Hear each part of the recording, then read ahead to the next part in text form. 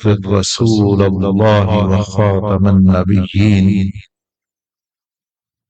وقال تعالى: يا أيها الذين آمنوا اتقوا الله وقولوا قولا سديدا يصلح لكم أعمالكم ويغفر لكم ذنوبكم ومن يطع الله ورسوله فقد فاز فوزا عظيما. صدق الله العظيم. اللهم صل وسلم وبارك على سيدنا محمد وعلى آله وصحبه. مولاي صل وسلم دائما أبدا على حبيبك خير الخلق كلهم. السلام علیکم ورحمۃ اللہ وبرکاتہ.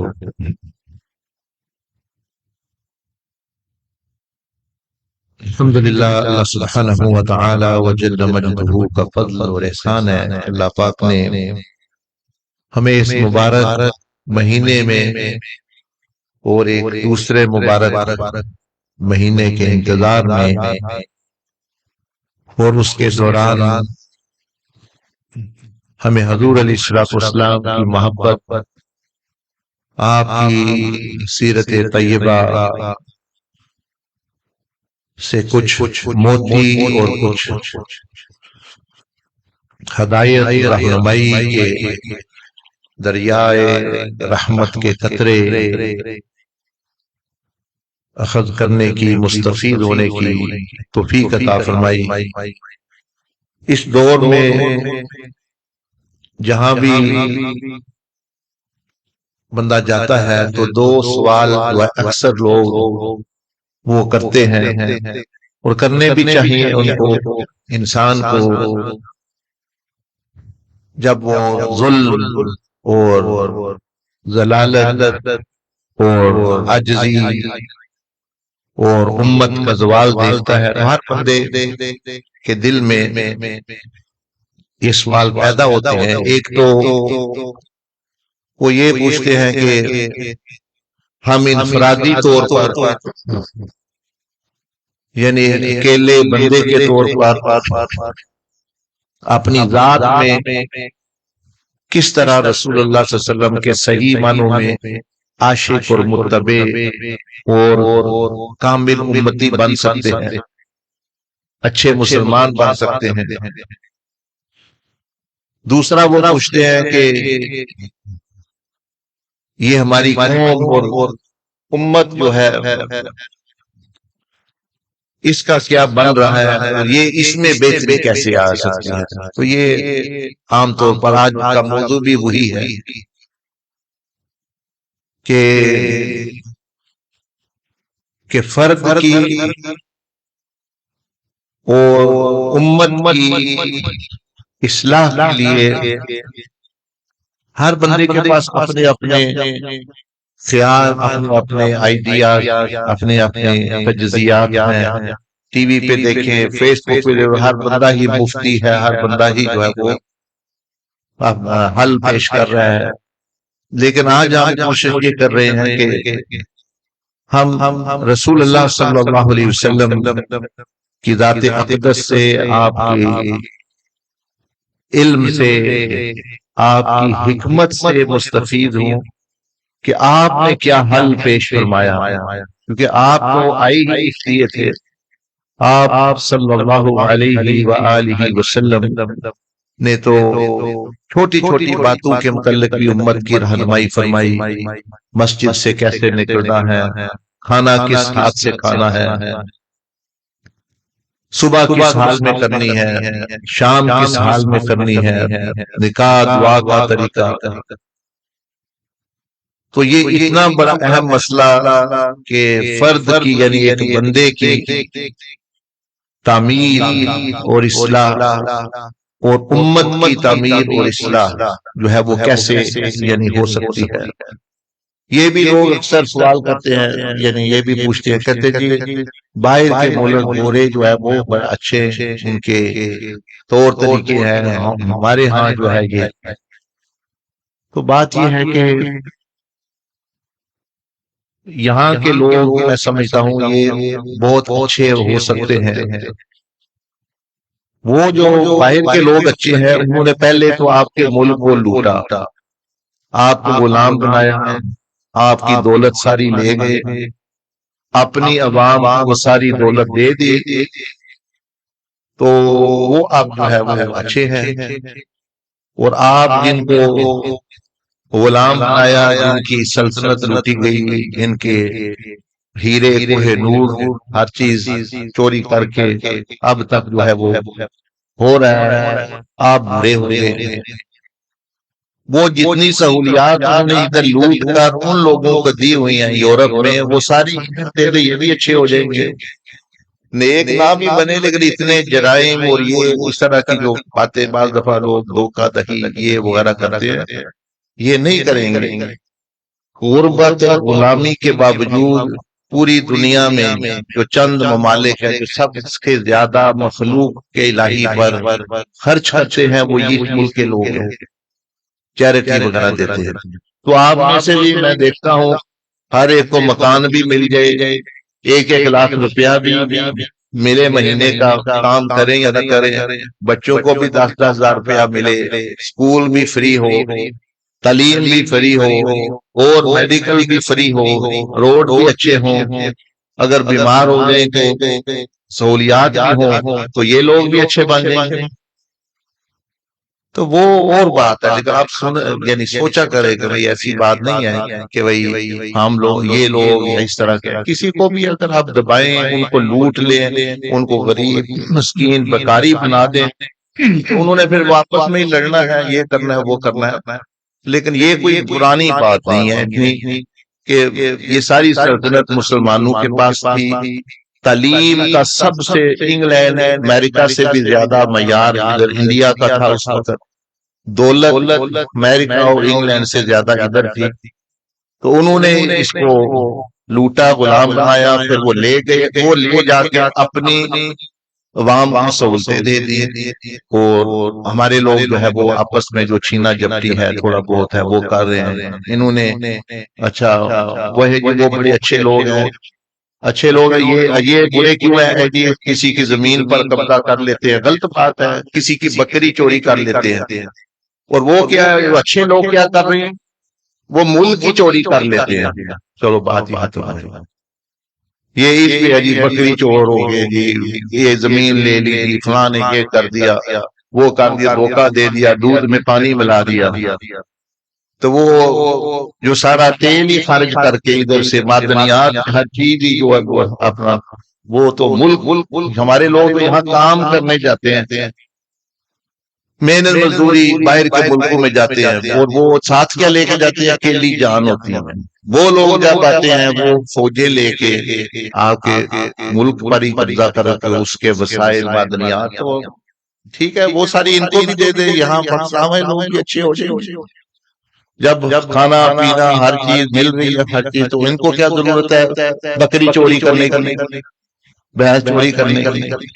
تو میں تو سمجھتا ہوں پھر بھی یہ لوگ جو ہے وہ پھر بھی ماشاءاللہ اچھے، تو اس لیے ایسی بات نہیں ہے کہ جی آج بھی اس قسم پرسی کے عالم میں بھی جو مسلمان خدمت خلق اور جو وہ کر رہے ہیں اس حالت میں بھی، وہ یعنی سمجھ لے کہ اس امت کی خوبی ہے، لیکن ہاں بہتری کی طرف ضرور جانا ہے، اور ان کو تو یعنی دوسروں قوموں کو یعنی لیڈ کرنا ہے، اس قسم کی رہنمائی کرنی ہے، تو وہ ہے، لیکن کیونکہ یہ عام بعض دفعہ سوال کرتے ہیں جی گوریاں دے اخلاق بڑے اچھے نے جی، وہ دیکھو ہمارے لوگ کیا کر رہے ہیں، تو ان کو میں کہتا ہوں وہ تو ہم ادھر دیکھتے ہیں نا، یہ سہولتیں ساری ان کو بھی دی ہوں تو یہ ان سے بھی اچھے ہو جائیں گے۔ یہ تو غربت کے باوجود بھی کوئی اللہ کی راہ میں کوئی غریب مسکین کو کوئی دے رہا ہے، اور وہ تو ابھی تک وہ سلسلہ جاری ہے۔ یہ مطلب ملکوں کے خزانے، ملکوں کے وسائل لے کے اپنی عوام کو دینا، وہ دوسروں کو جو ہے وہ خیر ایک بات تھی، ایک ضمنی بات کہ بعض لوگوں کے ذہنوں میں یہ بات آ جاتی ہے، مرعوب ہو جاتے ہیں آپ نے، تو ان میں بھی بہت اچھے عوام ہر علاقے کی، ہر ملک کی بڑی اچھی ہے، میں تو جاتا رہتا ہوں۔ عوام جو عام بندے ہیں وہ ہر ملک کے بڑے اچھے ہیں، وہ آپ دیکھیں گے احتجاج بھی کریں گے، وہ جو ہے وہ حق کے لیے کھڑے بھی ہوں گے، مسلمان پر ظلم ہوگا تو کافر عیسائی دوسرے وہ بھی کھڑے ہوں گے، لیکن یہ طبقات ہوتے ہیں جو ایسا نہیں کرتے ہیں۔ خیر ان کو چھوڑیں، ان کا اپنا معاملہ ہے، ہم نے دیکھنا ہے کہ ہم میں کیا کمی ہے اور ہم نے وہ کیسے دور کرنی ہے۔ رسول اللہ صلی اللہ علیہ وسلم نے ہمیں کیا ہدایات دی ہیں، تو آپ اس اسکرین کو فالو کریں گے تو جلدی بات سمجھ آئے گی۔ سیرت نبی صلی اللہ علیہ وسلم کے دو حصوں پر اس کی تقسیم ہے۔ ایک ہے مکہ میں آپ علیہ السلام کا پیغام، ایک ہے مدینہ شریف میں نبی علیہ السلام کا پیغام۔ اب مکہ میں جو ہے وہ حضور علیہ السلام نے فرد پر یعنی انڈیویجول پر ایک ایک بندے پر محنت کی، کیونکہ ہجرت کے وقت 200 سے 250 بندہ تھا، اس کا مطلب ہے کہ وہ 13 سال کی محنت 250-300 بندہ، تو وہ کیا حضور علیہ السلام نے ایک ایک فرد پر محنت کی، لیکن وہ ایک ایک بندہ ایسا تھا جس پر محنت کی کہ وہ پوری امت پر بھاری تھی۔ مثلا ابو بکر سیدنا ابو بکر صدیق بن گئے، اب وہ ایک ہی بندے پہ محنت کی تو وہ کیا کیسی ہستی تھی۔ حضرت عمر فاروق بن گئے، ایک ہی بندے پر محنت ہے، لیکن سیدنا عثمان غنی، سیدنا علی المرتضی کرم اللہ وجہہ الکریم، تو مکہ میں حضور علیہ السلام نے بندوں پر انفرادی طور پر خفیہ طور پر حضرت ارقم جو نوجوان صحابی تھے جن کا مکان صفا کے پاس تھا، وہ نوجوان تھے، کسی کو شک بھی نہیں پڑتا تھا بھئی یہ بھی کچھ ایسی کوئی تبلیغ میں ہوں گے، تو حضور علیہ السلام نے ان کا گھر جو ہے دار ارقم چنا، ایک تو وہ خود نوجوان دوسرا گھر بھی تھوڑا، تو وہاں افراد پر محنت ہوتی تھی اور اکیلے تو وہ شخصیات بن گئی۔ تو ہمیں یہ سبق یہ ملا کہ شروعات جس نے کرنی ہے وہ انفرادی محنت سے کرنی ہے۔ ایسا نہیں ہو سکتا کہ چھت پہلے آپ ڈالیں اور دیواریں بعد میں، بنیاد جو ہے وہ بات اور امت جو ہے یہ کوئی آسمان سے نہیں آئی، نہ ہی کسی اور سیارے سے، یہی آپ لوگوں کا نام ہی میرا نام ہی مجموعی طور پر امت ہے۔ تو یہ جو بلڈنگ ہے اگر اس کو اچھا بنانا ہے تو ہم نہیں کہہ سکتے اینٹوں کو چھوڑیں وہ بیکار بھی ہوں تو کوئی حرج نہیں، آپ بلڈنگ اچھی بنائیں، آپ عمارت مضبوط بنائیں، اینٹوں کو چھوڑیں، بنیادوں کو چھوڑیں نہیں، وہ بنیادوں میں جو اینٹیں ڈلنی ہے، جو دیواروں میں چنی جانی ہے، اسی سے تو بلڈنگ نے بننا ہے۔ تو پھر کہاں سے شروع کرنا چاہیے؟ ورنہ اگر چھت ہوگا بنیادیں کمزور ہوگی تو چھت نیچے آ جائے گا۔ تو جو لوگ خلافت، ہم بھی چاہتے خلافت، لیکن جو خلافت تھی سلطنت عثمانیہ میں موجود تھی 57 سے بھی زیادہ ملک اس میں، تو وہ کیوں نیچے آ گئی کہ بنیادیں نیچے ہل گئی۔ مطلب یہ ابھی کل کی بات ہے 1924 کی، ہم تو کہتے ہیں نا حاصل کرنا، جنہوں نے حاصل کر لی تھی تو سلطان عبد الحمید رحمت اللہ علیہ جو آخری خلیفہ تھے جو صحیح معنوں میں، تو وہ ہوتے ہوئے لے لی گئی، ان سے توڑ دی گئی۔ کیوں؟ چھت تو موجود تھا، خلافت تو موجود تھی، ان کے بھائی کو لے کے آئے، وہ بھی چلو رہے، بنیادیں اور دیواریں ہیں۔ اس لیے محنت جو ہے حضور علیہ السلام نے طریقہ یہ بتایا کہ محنت بندے سے شروع کرنی ہے، فرد سے شروع کرنی ہے، اور اس کے بعد پھر جو ہے وہ امت جا کے پیدا ہوتی ہے۔ جب حضور علیہ السلام نے محنت شروع کی تو مکہ بھی کعبہ شریف بھی کافروں کے قبضہ میں تھا اور مسجد اقصی بھی۔ اب تو ہے نا آپ کہتے ہیں جی مسجد اقصی، اس وقت کعبہ شریف بھی ابو جہل وغیرہ کے قبضے میں تھا۔ تو آپ نے کیا کیا؟ اس کو زاد کرائے نہیں، آپ نے پہلے بندوں پر محنت کی کہ افراد جو ہے پر محنت ہو، اس کے بعد جو ہے پھر وہ اس کا بھی طریقہ۔ تو مکہ میں رسول اللہ صلی اللہ علیہ وسلم کی جو حکمت عملی یعنی انفرادی ترقی کے 5 ستون، 5 چیزوں پر نبی علیہ السلام نے محنت کی اور ان شخصیات کو عظیم شخصیات بنا دیا۔ وہ 5 چیزوں پر ہی محنت ہوئی، پھر 5 چیزوں پر ہی امت کی بھی تعمیر جو ہے وہ فرمائی۔ تو وہ آپ کو سمجھ آ رہی موٹی موٹی چیزیں ہیں، کوئی اتنی مشکل بات نہیں۔ پہلے تو وہ جانے سے 5 کون سی چیز ہیں۔ آپ بھی چاہتے ہیں کہ میں بھی نیک بنوں، میں بھی ایک بنوں، میں بھی اچھا بنوں۔ تو انفرادی ترقی اور تعمیر کے لیے رسول اللہ صلی اللہ علیہ وسلم کی جو حکمت عملی تھی وہ 5 اہم اجزاء پر مشتمل تھی، جو انسان کے 5 حصے ہیں۔ کیونکہ جس کی تعمیر کرنی ہے پتہ ہونا چاہیے کہ یہ مثلا یہ بلڈنگ بنانی ہے تو دیوار، چھت، بنیاد کا پتہ ہونا چاہیے۔ تو اس میں جو انسان کے اندر جو بنیاد ہے وہ تو روح ہے، یہ تو اس کی بنیاد ہے۔ تو اللہ جل مجدہ نے سورۃ علق میں بھی جو ابتدائی آیات نازل ہوئی ان میں بھی تذکرہ ہے کہ رب تعالیٰ ہی خالق ہے، جسم کا بھی، انسان کا بھی، دوسری چیزوں کا بھی۔ بہرحال روح علیہ السلام نے اس کو مقصد دیا، اس کا مقصد بتایا کہ یہ اس کی تربیت کیسے ہو سکتی ہے، کہاں سے آئی ہے، وہ آپ کو عرض کرتا ہوں میں آپ کو۔ دوسرا جو وجود ہے وہ ہے جسم، تیسرا جو ہے وہ دماغ، چوتھا جو ہے وہ دل، اور 5واں جو ہے نفس۔ یہ انسان مکمل ہو جاتا ہے موٹی موٹی ان چیزوں سے۔ تو اگر انسان کی تعمیر، انسان کو بہتر بنانا ہے تو یہی 5 چیزیں، پہلے روح پر محنت ہے، پھر جو ہے اس کے بعد یعنی باطن پر، پھر ظاہر جسم، دماغ، دل اور نفس۔ تو یہ مل کے کتنے ہو گئی چیزیں؟ 5۔ اب انہی 5 پر جو ہے وہ بنیاد ہے انفرادی اصلاح کا۔ تو ہم 5 ستونوں کو، ان کو ستون کی شکل دے دیتے ہیں۔ روح ہے، اس کو تو مقصد دیا نبی علیہ السلام نے کہ بھئی اس کا انسان کے آنے کا مقصد اس دنیا میں وہ کیوں آیا ہوا ہے۔ جسم جو ہے اس کو سکھایا کہ پاک ہونا ہے اور مصدر خیر بننا، کہ تم سے خیر نکلے گی۔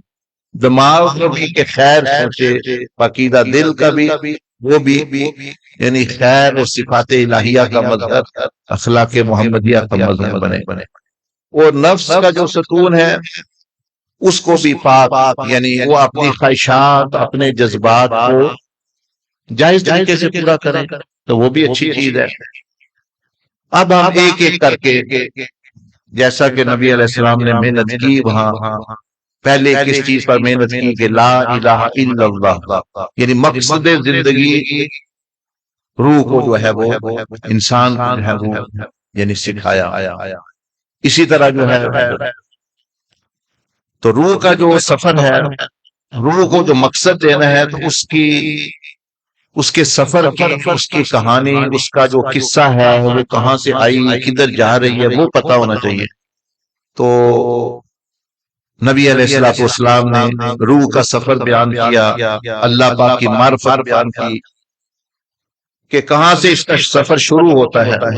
پہلے تو یہ کہ کان اللہ ولم یکن معہ شیء، کہ اللہ جل مجدہ کی ہم اور تعریف فرمائی کہ پہلے صرف اللہ پاک کی ذات تھی، کچھ بھی نہیں تھا سوائے اس کی صفات بھی اس کے ساتھ تھی۔ اب اللہ پاک کی ذات اور صفات تو ازل سے موجود ہیں۔ قرآن مجید میں آتا ہے کہ یہ آخر کائنات جو ہے وہ کیوں بنائی گئی۔ قرآن مجید فرماتا ہے والذی خلق السماوات والارض، آگے آتا ہے کہ اللہ نے زمین، آسمان، اس کے درمیان میں جو چیزیں ہیں ساری پیدا کی۔ کیوں پیدا ہوئی یہ پتہ ہونا چاہیے آپ کو۔ لِتَعْلَمُوا أَنَّ اللَّهَ عَلَىٰ كُلِّ شَيْءٍ قَدِيرٌ وَأَنَّ اللَّهَ قَدْ أَحَاطَ بِكُلِّ شَيْءٍ، یعنی اللہ نے اپنی قدرتوں اور اپنے علم اور اپنی معرفت کے اظہار کے لیے پیدا کیا۔ یعنی اللہ پاک کے پاس تو یہ ساری یعنی صفات ازلی ہیں، یا کتابوں میں اس کی تشریح اس آیت کی کہنے آتی ہے کنت کنزا مخفیا، اللہ پر میں تو ایک خزانہ تھا، لیکن اس خزانے سے فائدہ اٹھانے والے کوئی نہیں تھے، اس خزانے کو جاننے والے کوئی نہیں تھے۔ خزانہ کیا تھا؟ خزانہ صفات الہی، مطلب کتنا خزانہ، یہ دیکھ رہے ہیں ایک اللہ کی صفت ہے، کتنا بڑا خزانہ ہے یہ، جتنی کائنات زمین آسمان جنتیں نظر آتی ہے ایک صفت گویا اٹھی اور اس نے سب کچھ بنا دیا، اتنا بڑا خزانہ ایک یعنی جتنی مخلوق ہے وہ اس صفت خالق کی مخلوق ہے۔ تو اب حکمت اللہ پاک نے کیا کہ میری معرفت، یہ جو لِتَعْلَمُوا أَنَّ اللَّهَ عَلَىٰ كُلِّ شَيْءٍ قدیر ہے، وَأَنَّ اللَّهَ قَدْ أَحَاطَ بِكُلِّ شَيْءٍ عِلْمًا، یہ میں اب کیسے اس کا اظہار پھر کیسے ہو، کوئی ہے تو ہے ہی نہیں۔ تو سب سے پہلے اللہ جل مجدہ نے روح محمدی، نور محمدی پیدا فرمایا۔ اگر کسی چیز کو تو پیدا پہلے کرنا ہے تو وہ یہ چیز ہے۔ اس کے بعد جو ہے ہماری باری آئی تو ہماری روحوں کو بھی اللہ پاک نے تخلیق کیا۔ یہ اشارہ دے رہا ہوں کنایت سمجھانے کے لیے، باقی تو اللہ ہی بہتر جانتا ہے ان کی حقیقتیں وہ سارا۔ جب روحوں کو پیدا کیا اللہ پاک نے یہ صلاحیت رکھ دی کہ اس کی صفات کا مظہر وہ بن سکتی ہے، یہ روحوں میں طاقت رکھتا۔ مثلا اللہ پاک رحمت والا ہے تو ہم بھی رحمت والا معاملہ کر سکتے ہیں۔ دوسرے جو ہے وہ پروگرام ہے، جانور جن ان کا اپنا حساب ہے۔ اللہ جل مجدہ عدل والا ہے تو ہم بھی عدل کا اظہار اپنے کر سکتے ہیں۔ اللہ پاک ستار ہے، وہ فوراً پردہ دری نہیں کرتا، پردہ پوشی فرماتا ہے۔ سیدنا علی کرم اللہ وجہ الکریم کے پاس سے ایک کیس آیا، چور پکڑا گیا، اس کو سزا ملنی تھی، تو اس نے کہا کہ حضرت مجھے معاف فرما دے، یہ پہلی دفعہ مجھ سے ہو گئی ہے۔ آپ نے فرمایا کہ تم جھوٹ بول رہے ہو، میرا رب ایسا نہیں کہ وہ پہلی دفعہ کوئی غلطی کرے تو اس کو جو ہے فاش کر دے، وہ پردہ دری کر دے۔ پھر اس نے مانا پتہ نہیں کتنی دفعہ کیا، اللہ پاک تو ستار العیوب ہے، وہ تو کتنی دفعہ بندے کو چھپاتا ہے، بندے کی عیبوں کو چھپاتا ہے۔ جب بندہ بالکل ہی نہ ڈر ہو جائے اور حد سے گزرنے لگے، پھر بھی اس کے فائدے کے لیے ہی اس کو جو کہتے ہیں تاکہ یہ بچ جائے۔ تو یہ تو روحوں میں یہ چیز ہے۔ اب روحوں کے ساتھ کیا ہوا ہمیں یہی نہیں پتا، آپ سے پوچھ لو اے فلاں نے بھینس کہاں سے لی ہے، وہ یہ پتا ہو، امریکہ میں کیا ہوا ہے وہ بھی پتا ہے، کرکٹ کون سی ٹیم کھیلی وہ بھی پتا ہے، فلاں کدھر جا رہا ہے وہ بھی پتا ہے، لیکن اپنا کوئی نہیں پتا، اپنی کہانی اپنا قصہ نہیں پتا، دوسروں کی کہانیوں میں دلچسپی رکھتے ہیں۔ تو پہلے اپنی کہانی، اپنی فلم کی کہانی جانے، وہ کیا ہے کہ میری اور آپ کی روح جو ابھی آپ کے اندر بیٹھی ہوئی ایک مخلوق ہے، اللہ جل مجدہ حدیث شریف میں آتا ہے کہ اللہ پاک نے ان روحوں کو پیدا کر کے وادی نعمان، وادی نعمان کون سی ہے وہ علماء سے پوچھے، وہ آپ کو بتائیں گے، جہاں میدان عرفات ہے۔ جو لوگ حج پہ جاتے ہیں نا، حج پہ نہیں بھی گئے تو دیکھتے ہیں عرفات کا میدان، اس کو کہتے ہیں وادی نعمان۔ تو آپ علیہ السلام نے فرمایا کہ تمام روحوں کو جو ہے بات جو ہے وہاں سے وہ عرب شریف میں وادی نعمان جو ہے وہ لے گئے آدم علیہ السلام اور ان کی ساری اولاد کی روح۔ وَإِذْ أَخَذَ رَبُّكَ مِنْ بَنِي آدَمَ مِنْ ظُهُورِهِمْ ذُرِّيَّتَهُمْ وَأَشْهَدَهُمْ عَلَىٰ أَنفُسِهِمْ أَلَسْتُ بِرَبِّكُمْ، یہ جو واقعہ ہے نا، یہ جو قرآن مجید میں آتا ہے، یہ فرمایا کہاں پیش آیا، وہاں عرفات کے میدان میں۔ تو یہاں سے سب روح کو آدم علیہ السلام کو بھی اللہ پاک ادھر لے آیا۔ کیا لے کے آیا؟ اس لیے لے کے آیا کہ ان کو اپنی معرفت، اپنا تعارف کرائے کہ میں کون ہوں، تم کون ہو، تم اس جگہ پہ کیوں آئے ہو، تمہیں پیدا کرنے کا مقصد کیا، یہ سارا بتایا جائے، قیامت کا بتایا جائے۔ تو روحیں جب آ گئی تو اللہ پاک نے اپنا تعارف کون سی صفت کے ساتھ کرایا؟ یہ نہیں فرمایا میں اللہ ہوں، الست الہکم، فرمایا کیا میں تمہارا رب نہیں؟ تمہیں نظر آ رہا ہے کس نے تمہیں پیدا کیا، کون تمہیں دے رہا ہے سب؟ اب روحیں جو ہے وہ پتا تو ان کو تھا لذت بھائی، لیکن شعور اتنا نہیں تھا، دیکھنے لگے ادھر ادھر، کیا کہیں، کبھی یہ آواز ہی نہیں سنی، آواز اتنی، اس میں جلال بھی تھا جمال بھی تھا، اللہ کا کلام تھا۔ تو یہ بھی آپ کے مبارک ہے کہ انسانوں کی روحوں نے، آپ کی روح نے بھی کلام الہی سنا ہوا ہے۔ چلو جسم نے تو نہیں سنا لیکن روح نے ضرور سنا ہوا ہے، وَلَسْتُ بِرَبِّكُمْ کا ترانہ سنا ہوا ہے۔ اسی لیے آج آپ کو یہ بھی سمجھ آ جائے گی کہ اللہ کی یاد میں سکون کیوں ملتا ہے بندے کو۔ وہ اس لیے کہ پہلا کھانا جو روح نے کھایا تھا، پہلا کھانا جو روح نے کھایا تھا وہ اللہ کا کلام تھا۔ تو پہلا کھانا جو ہوتا ہے نا، جو جس ملک میں بندہ ہوتا ہے، مثلا یہاں سے سعودی عربیہ میں جاتے ہیں، دبئی میں جاتے ہیں، پاکستانی جاتا ہے وہ مانگتا ہے روٹی سالن، بنگلہ دیشی جاتا ہے وہ کہتا ہے جی چاول اور مچھلی، پٹھان جاتا ہے وہ اپنا کھانا۔ کیوں کہ جس ملک کے باسی ہیں، جو پہلے ماں نے کھلایا وہی جو ہے ان کو اچھا لگتا ہے۔ تو روح نے جو کھانا کھایا، پہلا کلام سنا، وہ اللہ کا کلام تھا۔ اس لیے اس کو جو مردی دینے اس کو سکون نہیں آئے گا، اس کو صرف اللہ ہی کی یاد میں آئے گا، کیونکہ اس کے منہ میں وہ کانوں میں وہی پہلے آواز آئی۔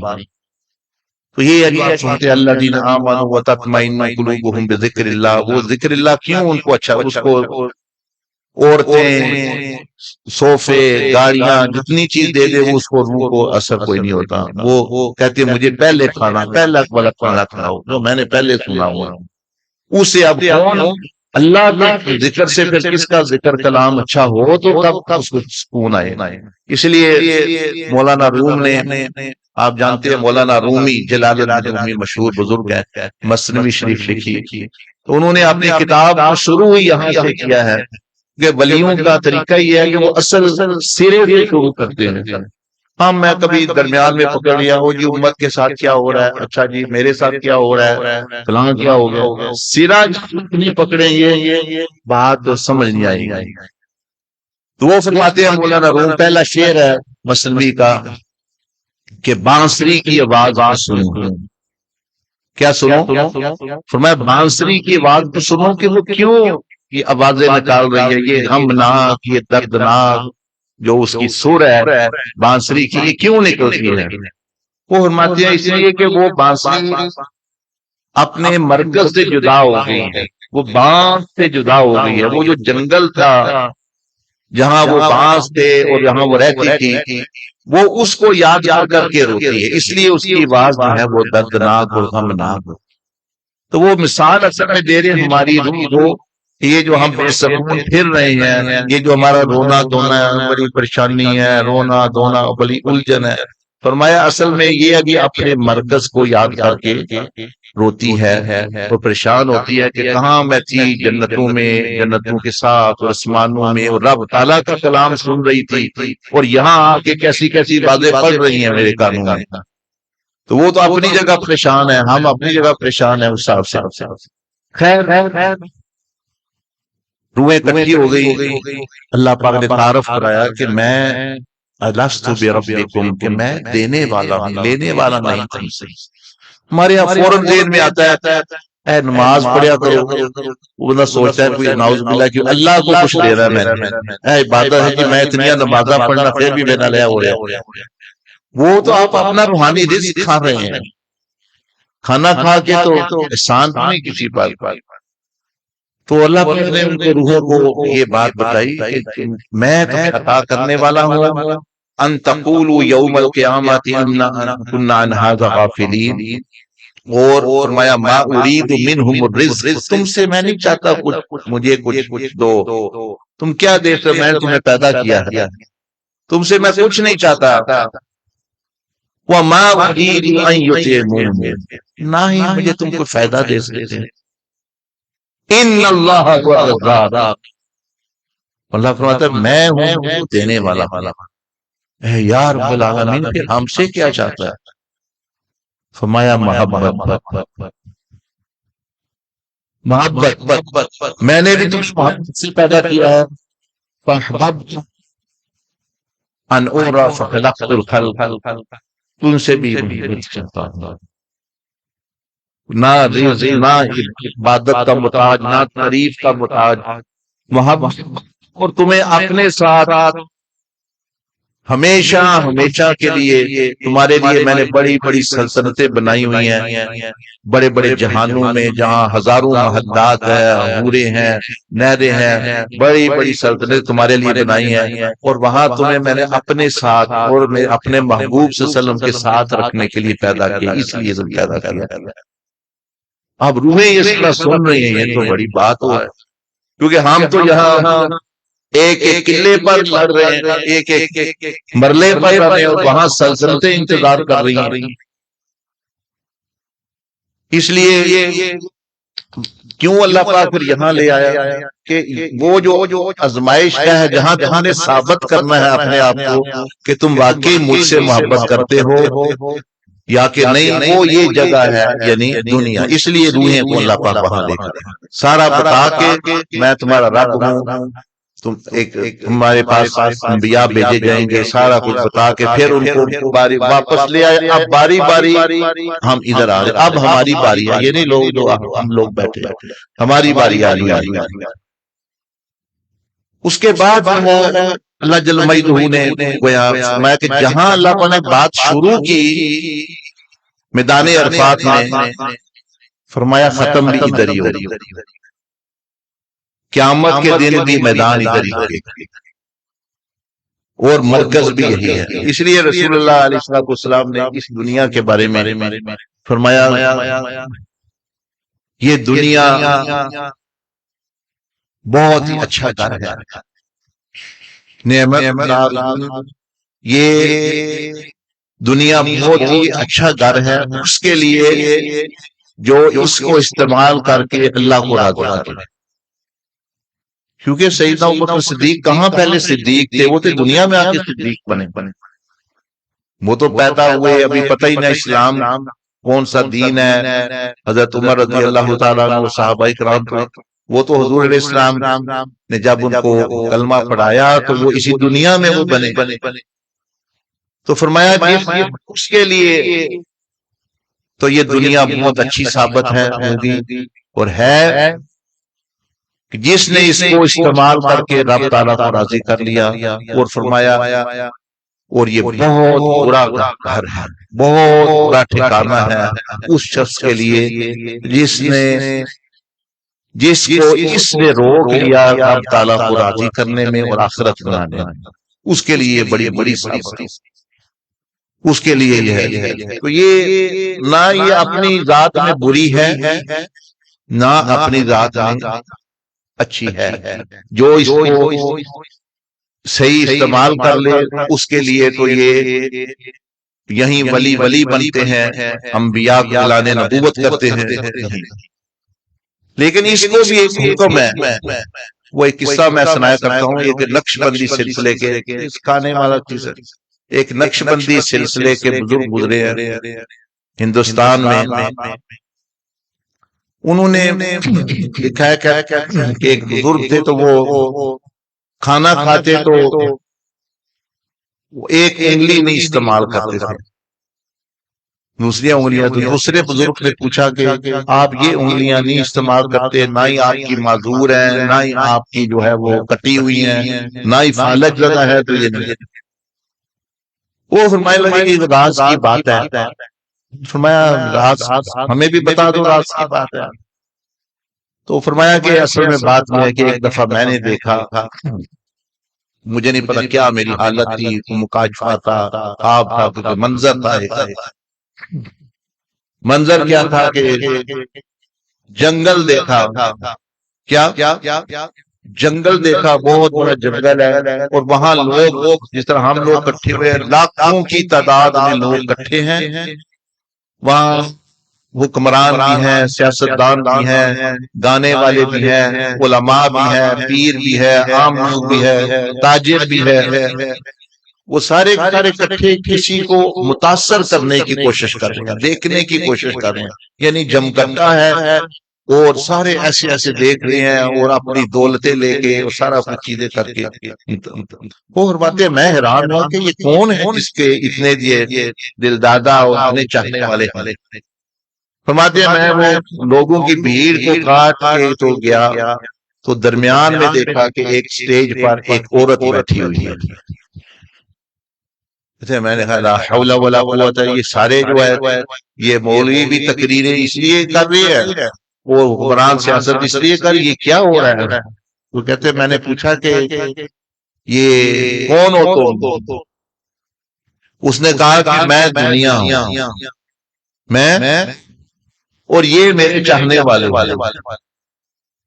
باتیں انہوں نے مختلف ہو رہے ہوئے ہیں، کسی نے سیاست کا، کسی نے تجارت کا، کسی نے مذہب کا، چاہتے آخر پر یہ مجھے ہی دنیا ہی چاہیے۔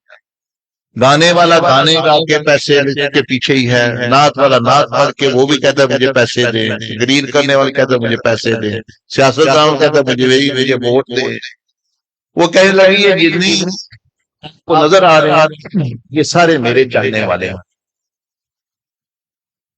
انہوں نے اپنا کمر کی پلٹے اور واپس چلنا شروع کرنا، کہا کہ بے وقوف لوگ ہیں یہ دنیا کے پیچھے لگے اور ماتے میں واپس آ رہا ہوں اپنے گھر کی طرف، تو پیچھے میں نے قدموں کی آواز سنی، مڑ کے دیکھا تو وہ وہی چیز، وہی بلا، وہی دنیا آ رہی۔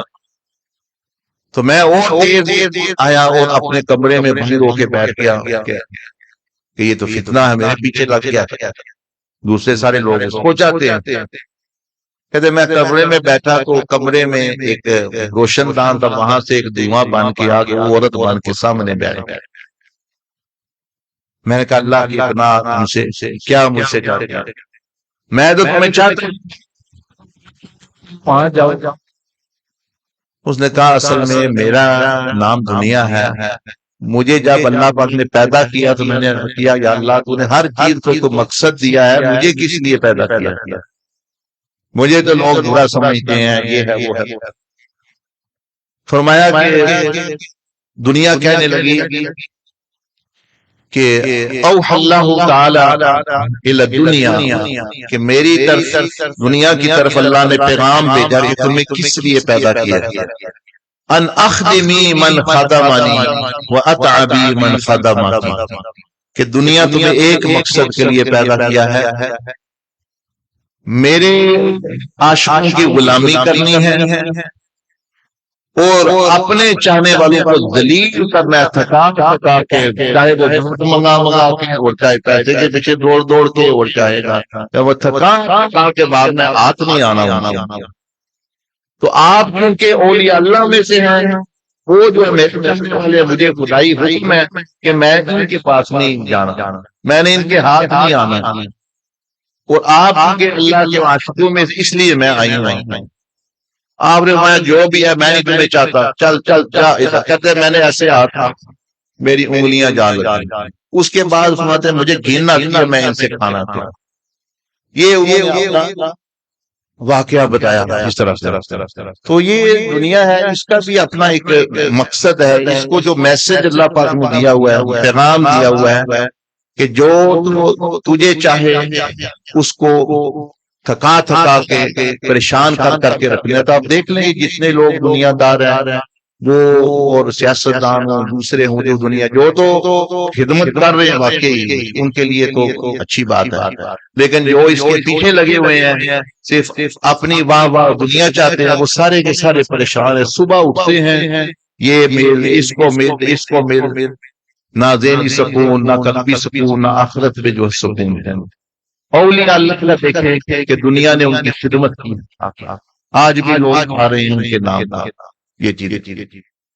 خیر یہ تو دنیا کی بات بتا رہا تھا۔ ویسے بھی آپ دیکھیں اللہ پاک نے اس کی جو شکل ہے وہ صفر کی بنائی ہے کہ یہ دنیا ہے ہی صفر۔ اس کو مقصد بناؤ کہ تم بھی صفر ہو جاؤ. صفر سے ضرب جب لگتی ہے تو صفر ہو جاؤ. تو اس کی شکل بھی صفر ہے اور اس کی دوسری شکل اس کی چکر کی ہے, یعنی چکر جیسے پہیا ہوتا ہے. تو جو بندہ فراڈی ہو, دھوکہ باز ہو, اس کو کہتے ہیں یہ بڑا چکری بندہ ہے, یعنی فراڈی بندہ ہے. تو یہ دنیا خود بتا رہی ہے میں ایک چکر ہوں, وَالْحَيَاةُ الدُّنْيَا إِلَّا مَتَاعٌ, میرے چکر میں نہ آنا, جو آئے ہوئے تو کوئی بچتا نہیں. اور چکر سے جو ہے نکلنا, اس کے نکلنا پھر کہاں سے ہے وہ دیکھیں آگے. یوں ہی پھر وقت بندے کا ختم ہوتا ہے, روح ادھر آ گئی ادھر, اب روح کے نکلنے کا وقت ادھر پیچھے بھی آ گیا. کیونکہ روح کو موت نہیں آتی, موت کس کو آتی ہے؟ جسم کو. روح تو زندہ رہتا ہے. اب روح نے جس معاملہ ادھر کیا وہ ادھر آ گئی. اب یہ قبر ہو گئی. قبر میں نبی علیہ السلام نے فرمایا کہ نیک بندے کی قبر جنت نما, ایک گویا القبر روضۃ من ریاض الجنہ, قبر جو ہے یہ جنت کے باغوں میں سے ایک باغ ہوتی ہے. او حفرۃ من نیران, یا پھر جو ہے جہنم کی وادیوں یا گھروں میں سے ایک ہے. ریاض الجنہ کہاں ہے؟ وہاں آپ نے سنا ہوا ہے یہ نام. وہ جو مسجد نبوی میں جہاں لوگ نفل پڑھتے ہیں بڑے ٹائم لے کے, بڑا ٹائم لے کے ایپ پہ بڑے لائنوں میں لگ کے نفل پڑھتے ہیں, وہ کیا ہے؟ ریاض الجنہ. جاتے ہیں نا پڑھنے, کیوں؟ تو حضور علیہ السلام فرما رہے ہیں کہ القبر روضۃ من ریاض, کہ ولی کی قبر بھی ریاض الجنہ ہوتی ہے. تو وہاں کوئی بندہ جا کے اللہ سے دعا کرتا ہے یا اللہ اللہ کرتا ہے تو وہ بھی ریاض الجنہ ہے, وہ بھی ریاض الجنہ ہے. عبادت کو اللہ پاک کی ہوتی ہے. خیر آگے حضور علیہ السلام نے پھر فرمایا وہاں بھی روح کا سفر رکنے والا نہیں, لیکن میرے اور آپ کے لیے بڑی خوشخبری ہے. خوشخبری یہ ہے, لوگ کہتے ہیں کہ ہم تو 14ویں صدی میں پیدا ہو گئے, کاش ہم جو ہے پہلی صدی میں ہوتے نبی علیہ السلام. تو اللہ پاک نے وہ موقع تو نہیں دیا, لیکن برزخ میں آپ اور میرے لیے ہر ایک کو موقع ہے کہ اگر واقعی تم عاشق رسول ہو تو چند سالوں کی بات ہے, تم جو ہے وہ اپنے محبوب کے ساتھ قبر میں برزخ میں اکٹھے ہو جاؤ گے. ورنہ یہ باتیں ہی کرنی ہے باقی شیطانی جو غلط کام ہے, جو الٹا کام ہے, بات ہی کرنی ہے تو پھر بات ہی. تو یہ اس کے بعد رسول اللہ صلی اللہ علیہ وسلم نے فرمایا کہ اللہ جل مجدہ نے قیامت میں بھی حاضر کرنا ہے, اور قیامت میں بھی جو ہے اس کو جسم ایک ملے گا, اور وہاں جو ہے عرش کا سایہ بھی ہوگا, جہنم کا سایہ بھی ہوگا, حوض کوثر بھی ہوگا, حضور علیہ السلام کی شفاعت بھی ہوگی. آپ علیہ السلام نے فرمایا میری شفاعت ہر کبیرہ گناہ کرنے والا بندہ جو ہے اگر وہ مسلمان ہے, مومن ہے, تو میری شفاعت کا وہ حق اس کو ملے گی, سوائے 3 بندوں کے. فرمایا ایک وہ فرمایا کہ جو میری امت پر ظلم کرے اس کے لیے فقط حرم علیہ شفاعت, میری شفاعت حرام ہے اس پر. وہ کس منہ سے میری روحانی بیٹیوں پر وہ ساری زندگی ظلم کرتا رہا, تو اب اس کی شفاعت میرے پاس نہیں ہے, نہ ہی میں نے کرنی ہے. دوسرا فرمایا کہ جو میری سنت کی مخالفت کرتا ہے, مطلب ایک ہے عمل نہ کرنا, میں گناہگار ہوں, ایک ہے وہ جی یہ دیکھو مولویوں تماشا بنایا, یہ جی داڑھی والے یہ کر رہے ہیں, یہ ہو گیا وہ ہو گیا. تو دین کا جو مذاق کرنا یا سنت کا کرنا وہ بندے کو نرا ہی محروم کر دیتا ہے. تو اس لیے ہزاروں بندہ گناہگار ہو, بے ادبی نہ کریں, نہ اللہ نہ اس کے رسول, نہ ولیوں کی, نہ بزرگوں کی, نہ دین کی, نہ شریعت کی. آپ کے لیے گنجائش ہے, بخشش کی گنجائش ہے. جس نے بے ادبی بحث و بحث بدتمیزی کی اس کے لیے وہ بڑا خطرہ ہے, اس کے لیے بڑا خطرہ ہے. خیر یہ جو 5 سوال نبی علیہ السلام نے فرمایا یہاں ہوں گے. زندگی کا مقصد کیا تھا, کس کے پیچھے دوڑتے رہے. امام ابو منصور ماتوریدی یا امام ابو الحسن اشعری رحمہ اللہ، ان دونوں میں سے ایک نے فرمایا کہ اللہ پاک فرمائے گا، انہوں نے اپنے الفاظ میں، کہ میں تو تیرا تھا بندے تم کس کے بن کر آئے ہو۔ میں نے تو شروع میں بتایا تھا وما خلقت الجن والانس الا لیعبدون، میں تو تیرا تھا محبت کے لیے تمہیں پیدا، کیونکہ عبادت محبت کی آخری حد سے بھی آگے چلی جاتی ہے، وہ پھر اس کو عبادت کہتے ہیں۔ جس طرح نہیں شاعر لوگ کہتے ہیں وہ جی ہم تو پوجتے ہیں اس کو، مطلب ان کا مطلب بہت زیادہ محبت کرتے ہیں۔ اسی لیے جو ہے فرمایا میں تو تیرا تھا بندے تم کس کے بن کے آئے ہو آج۔ بندہ یہ کہے گا کہ میں فلانی عورت پر عاشق تھا، میں اس کا ہی بن کے آیا ہوں، یا میں تو فلانی پارٹی میں تھا، میں تو یہ تھا، میرا تو یہ لیڈر تھا، ایسی بات پھر کرنی ہے، وہاں تو سچ ہی بولنا ہے جو بندے نے بولنا ہے۔ تو حضور علیہ السلام نے ایک حدیث میں ارشاد فرمایا کہ اچھے برے حکمران قیامت تک کہیں گے، لیکن تمہیں میری امت میں تمہیں ہدایت دے دیتا ہوں، اگر کوئی آ گیا برا حکمران ظالم،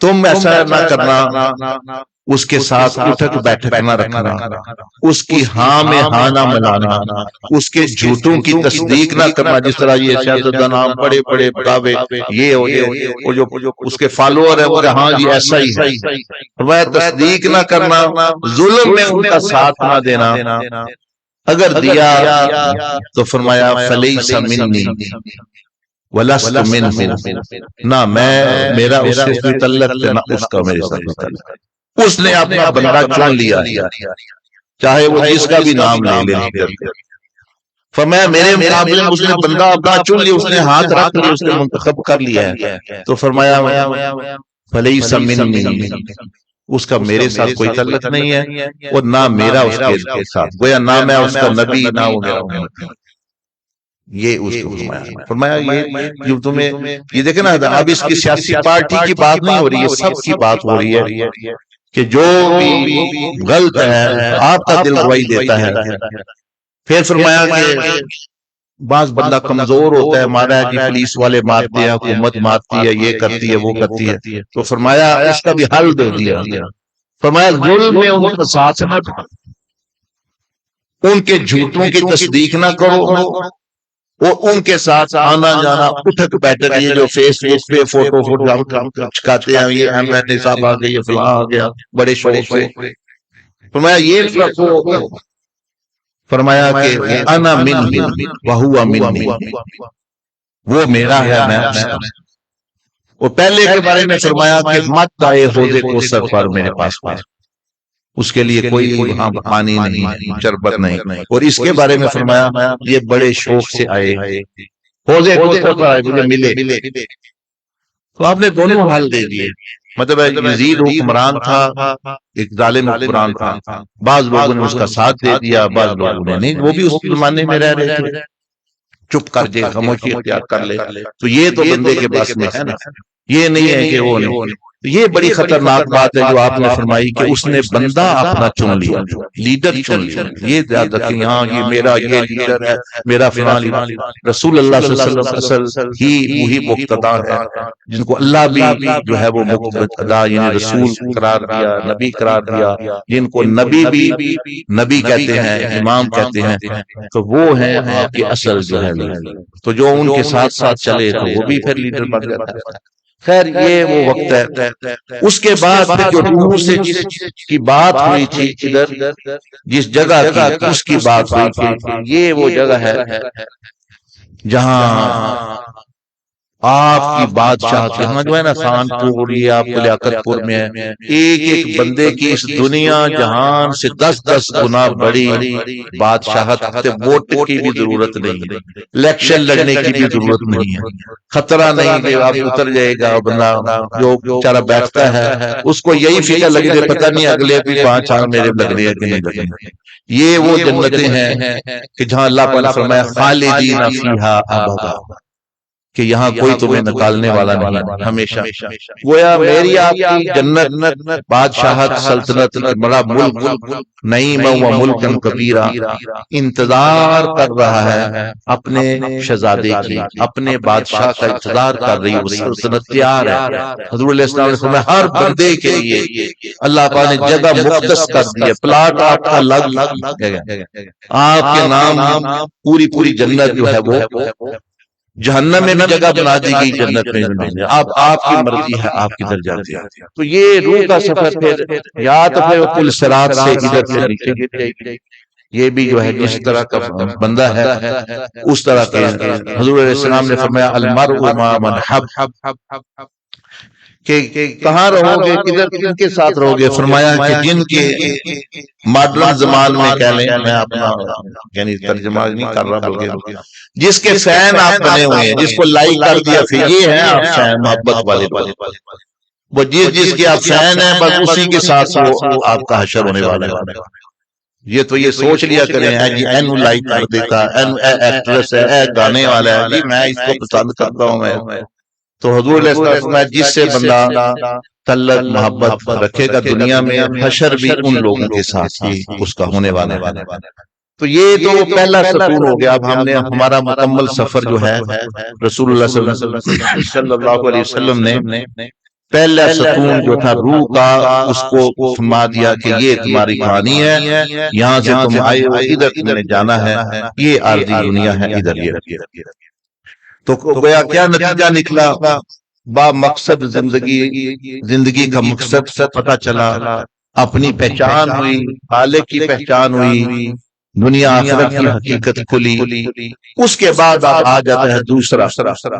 وہ کیا ہے؟ یہ تو مقصد زندگی جسم، اس کی کیسے بہتری ہونی ہے یا اللہ تعالیٰ نے کس لیے یہ دیا، اس کے بارے میں یہ خلاصہ ہے کہ جسم اصل میں ان 7 اعضاء کا جو ہے وہ پر مشتمل ہے. زبان، ہاتھ، پاؤں، پیٹ، شرمگاہ.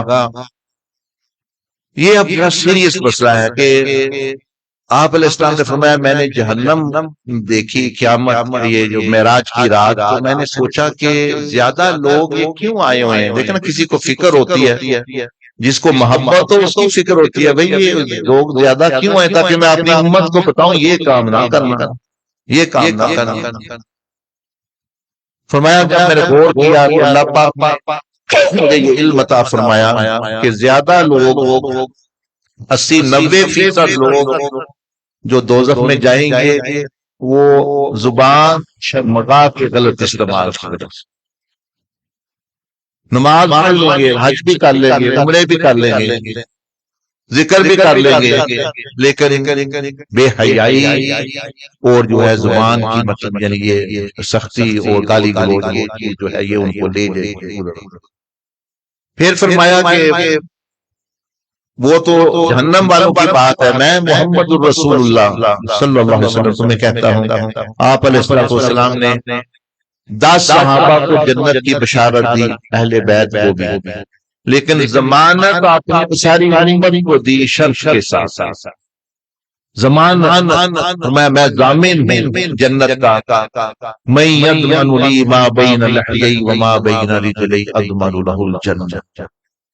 جو بھی بندہ مجھے ضمانت دے دے، وہ اپنے 2 جبڑوں کے درمیان، 2 ٹانگوں کے درمیان کی ضمانت دے دے مجھ سے قیامت میرے، میں اس کو ہاتھ پکڑ کے جنت میں لے جاؤں. ضمانت کا ہی مطلب ہوتا ہے. پھر آپ نے ان 2 کے بارے میں فرمایا کہ جو 2 کو صحیح استعمال کرے وہ مسلمان ہے حضرت محمد رسول اللہ صلی اللہ علیہ وسلم کے نزدیک، وہ اچھا مسلمان ہے. زبان اور جو 7 صحیح استعمال کرے تو ولایت کا راہی بن جاتا ہے. حضور غوث پاک سیدنا عبد القادر الجیلانی الحسنی رحمہ اللہ تعالی وہ فرماتے ہیں، یہ کئی بیٹھے ہوں گے ماشاءاللہ بزرگ بھی مریدین بھی جو قادری سلسلے سے تعلق رکھتے ہیں، قادری سلسلے سے لو آپ بھی سن لو، آپ کے لیے بھی بات آ گئی، مریدین کے لیے بات آ گئی. آپ نے 40ویں خطبے میں کہاں 40ویں خطبے میں فتوح الغیب کے 40ویں خطبے میں فرمایا لا ان تدخل فی زمرۃ الروحانیین. یہ جو لوگ جو اے حضرت صاحب سانو روحانیت کے بارے تھوڑا جا دسیے، اسی روحانیت چاہتے ہیں. تو آپ نے فرمایا آؤ میں تمہیں بتاتا ہوں روحانیت کیا ہے. کون؟ حضور سیدنا عبد القادر جیلانی رحمہ اللہ تعالی. فرمایا لا تما، فرمایا سوچنا بھی نہ روحانیت کے بارے میں، سوچنا بھی نہ روحانیت کی کلاس میں داخل نہیں ہو سکتے حتیٰ جب تک کہ ان 7 دروازوں کو گناہوں سے بند نہ کرا. وہاں پھر ابھی آپ نے ان 7 کا تذکرہ کیا ہے. کہنے کو ہے میں بھی تھوڑا مرید ہوں، تو آپ فرماتے تھے ہاتھ مجھے دیا ہے، جسم سارا شیطان کو لیا ہوا ہے، یہ کیا مریدی ہے؟ مطلب وہ ان کی بات کہتے ہیں کہ ہم جو لوگ دعوے کر رہے ہوتے ہیں. تو آپ نے فرمایا مرید ہونا تو بعد کی بات ہے، روحانیت کی کلاس میں بھی داخلہ ممکن نہیں ہے جب تک تم اپنی زبان، کان، ہاتھ، پاؤں یہ تم اللہ کی نافرمانی سے نہیں بچاؤ گے. اس کے بعد پھر سبق شروع ہوتا ہے روحانیت کا. جو جسم پر اللہ کا حکم، حضور علیہ السلام کی محبت کا اظہار نہیں کر سکتا تو وہ پھر باطن میں کیا کرے گا؟ خیر اس کا ایک طریقہ بھی ہے، آپ کو ابھی یہ زبان، کان، آنکھ، ہاتھ، پاؤں یہ آپ نے دیکھ لیا. اب رمضان شریف آ رہا ہے، آپ سوچیں گے حضرت صاحب پریشان کر رہے ہیں. میں پریشان نہیں کر رہا، میں آپ کو حل بھی دے رہا ہوں. ساتھ مسئلہ دس. پریشانی کا یہ مطلب ہے کہ ایک بندہ کہتا ہے جی سیلاب آ رہا ہے، اپنے گھر سے سامان نکال لو بچ جاؤ گے. دوسرے کہتے ہیں یہ پریشان کر رہے ہیں. اچھا وہ کہتے ہیں جی کچھ نہیں ہو رہا، طوفان آیا بچوں کو بھی مار گیا. وہ اچھا ہے یا کہ صحیح بات جو کہتا ہے کہ نقصان سے بچ. تو آخرت آ رہی ہے، ملک الموت آ رہا ہے. ہم میں سے بہت سارے لوگوں کے کفن دکانوں پہ آ چکے ہیں، کئیوں کے فیکٹریوں میں جو ہے وہ بنے جا رہے ہیں، کئیوں کی فصلوں میں آ گئے ہیں، وہ پھٹے، وہ لکڑیاں وہ آ گئی ہیں، لیکن ہمیں نہیں ملا. تو جو بندہ الحمدللہ چاہتا ہے کہ میں میری زبان، یہ کان، میں بھی اشراح کا راہی بنوں، تو 30 دن کے لیے یہ مشق، یہ شیٹ اس کو دیں گے.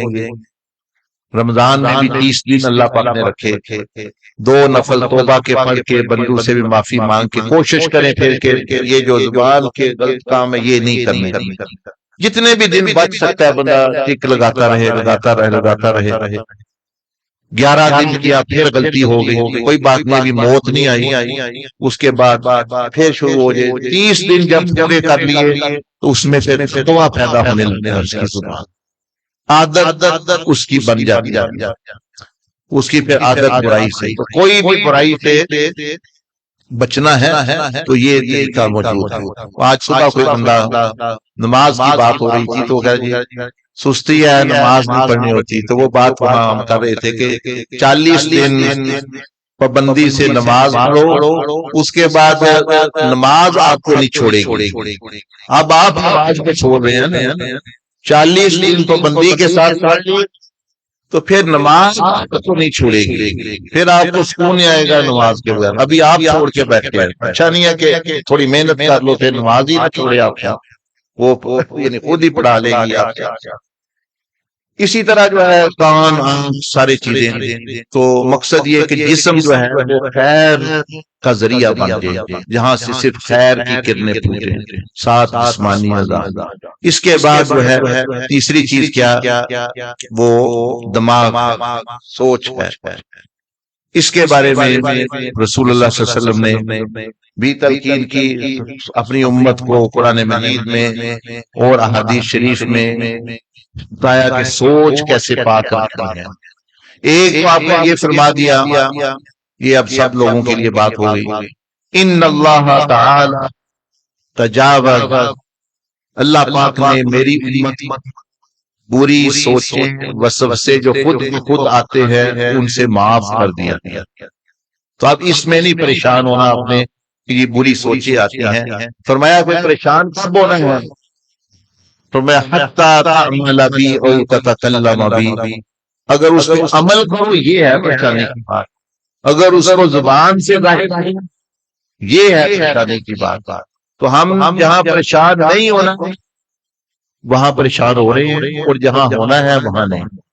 سوچ پوری آ جائے کوئی پریشانی نہیں. بس وہ جیسے میسج آتے ہیں آپ کے فون میں، کتنے میسج آ گئے، آفر لے لو، یہ کر لو، وہ کر لو، آپ توجہ ہی نہیں کرتے.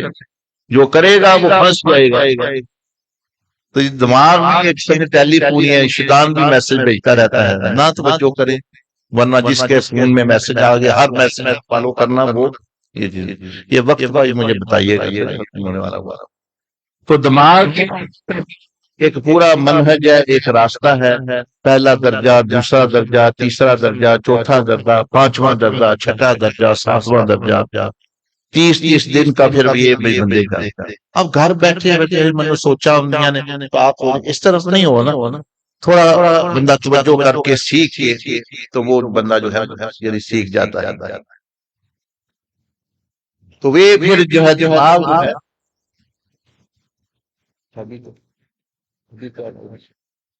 اچھا،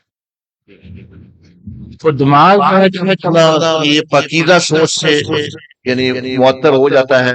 نفع بخش سوچ، حسن ظن، تعمیری سوچ، مشکلات کا حل دینے والا، انسانیت کی اصلاح و بہبود کے لیے منصوبہ بندی کرنے والا.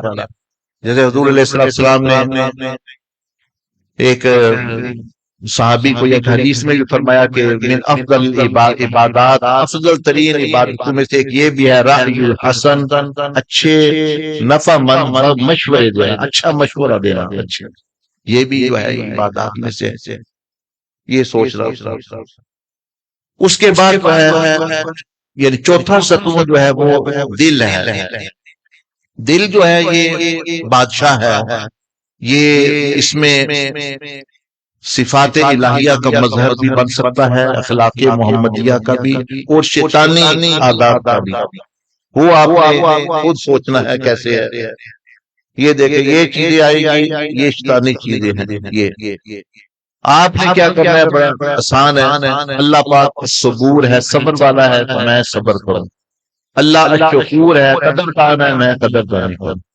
اللہ جل مجدہ عدل والا ہے، میں عدل کروں. اس طرح جو خدا کی صفات ہے اس کا تقاضا پورا کرنا، اس سے جو ہے وہ دل بھی صفات خدا بندی سے جو ہے وہ روشن ہو جاتا ہے، منور ہو جاتا ہے.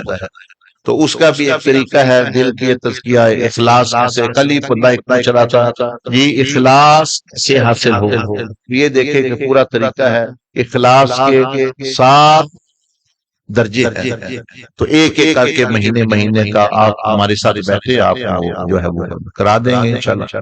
تو پھر یہ دل جو ہے یہ منور اس طرح ہو جاتا ہے.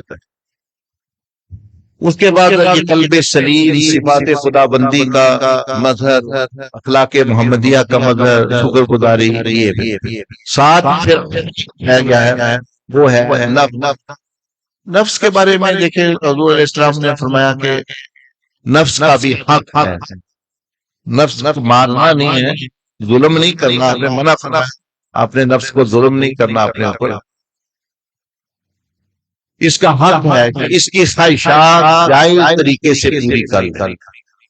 کس طرح جائز طریقے سے. عورت کی خواہش ہے نکاح کر لے، کھانے کی خواہش ہے کھانا کھلائیں، پیسے کی خواہش ہے تجارت کرے، محنت کرے. ہاں تو وہ پھر نفس کا بھی حقوق کے خلاف آپ جا رہے ہیں. تو نفس کا جو ہے وہ یعنی تزکیہ اللہ جل مجدہ کی صفات کا جو ہے وہ مظہر بن سکتا ہے نفس بھی. اور اللہ پاک کو اتنا پسند ہے کہ نیک بندے کی موت کے وقت اللہ پاک نہیں کہتا ہے اے پاک روح ادھر آ جاؤ، اے اللہ کے ولی آ جاؤ، یا ایتھا النفس المطمئنہ، اے وہ مطمئن اطمینان پائے ہوئے نفس، چل لوٹ چل اپنے رب کی طرف. تو نفس یہ رہبانیت میں یہ تھا کہ نفس کو مارنا ہے، اس کو کچھ دینا نہیں ہے، اس کو کھانا نہیں کھلانا. حضور علیہ السلام نے نہیں ایسا نہیں کرنا. یہ اس کی مثال بچے کی ہے، بچے کو مارتے نہیں ہیں، اس کی تربیت کرتے ہیں. تو نفس جو ہے وہ دشمن نہیں ہے. دشمن کون ہے؟ وہ میں ہوں جو نفس پر بھی زیادتی کر رہا ہوں. دیکھو نا حدیث میں آتا ہے اللہم انی ظلمت نفسی، دعا ہے.